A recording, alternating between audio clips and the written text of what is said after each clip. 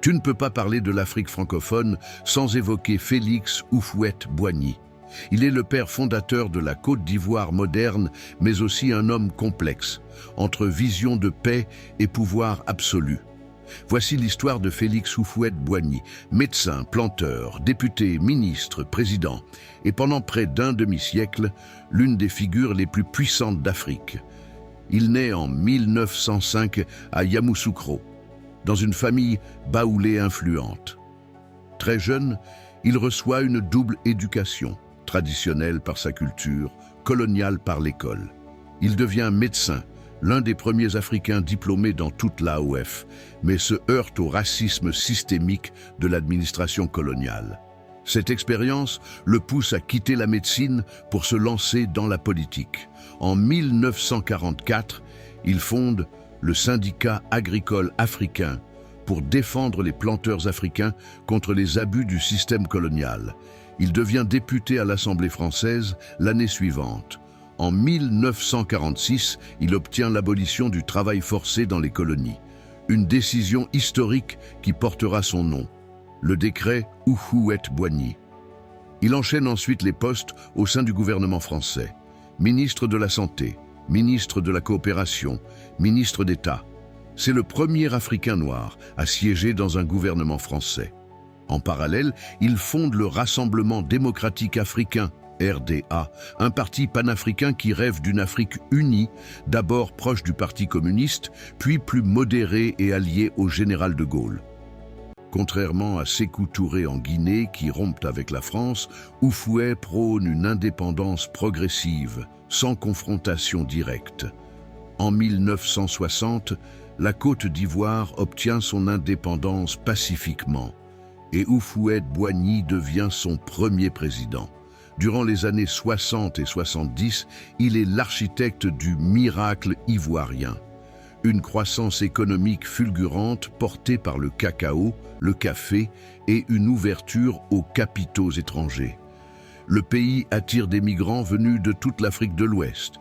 L'éducation, les infrastructures, les villes se développent rapidement. Mais cette stabilité repose sur un système de partis unique. Aucune opposition réelle n'est tolérée. Les médias sont contrôlés et toute tentative de contestation est réprimée ou étouffée. Houphouët gouverne seul, en patriarche. Il s'impose aussi comme médiateur sur le continent, entre le Ghana et le Togo, entre le Mali et le Burkina Faso, entre le Congo et la France. Il est respecté à l'international. Proche des présidents français successifs, il entretient aussi des relations étroites avec les États-Unis. Mais derrière le prestige, les critiques s'accumulent. Dans les années 80, alors que l'économie mondiale vacille et que les prix du cacao chutent, la dette ivoirienne explose. Pourtant, Houphouët lance des projets grandioses, comme la basilique Notre-Dame de la Paix à Yamoussoukro, réplique démesurée de la basilique Saint-Pierre de Rome, dans un pays où les besoins sociaux sont criants. Malgré la crise, il reste au pouvoir. Il dirige la Côte d'Ivoire pendant 33 ans. À sa mort en 1993, à l'âge de 88 ans, il laisse un vide immense.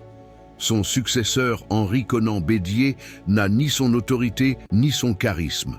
Le pays entre alors dans une période d'instabilité qui débouchera sur des tensions ethnopolitiques, puis sur une guerre civile. L'héritage de Houphouët-Boigny est donc ambivalent. Certains le voient comme un visionnaire pragmatique, artisan de la paix, promoteur de la croissance. D'autres retiennent surtout un pouvoir personnel, autoritaire, parfois paternaliste, qui n'a pas préparé la transition démocratique. Il est resté au sommet trop longtemps. Il a incarné la nation, mais a aussi bloqué son renouvellement. Ce qui est sûr, c'est qu'il a marqué l'histoire du continent, par sa longévité, par ses choix, par sa capacité à manier les codes du pouvoir colonial tout en construisant un État africain fort. Félix Houphouët-Boigny reste l'un des symboles les plus puissants de cette génération de dirigeants africains qui ont voulu concilier héritage colonial et souveraineté nationale. Ni ange, ni démon. Un bâtisseur, un stratège, un homme de son temps. Si tu veux découvrir d'autres figures historiques africaines méconnues ou controversées, abonne-toi.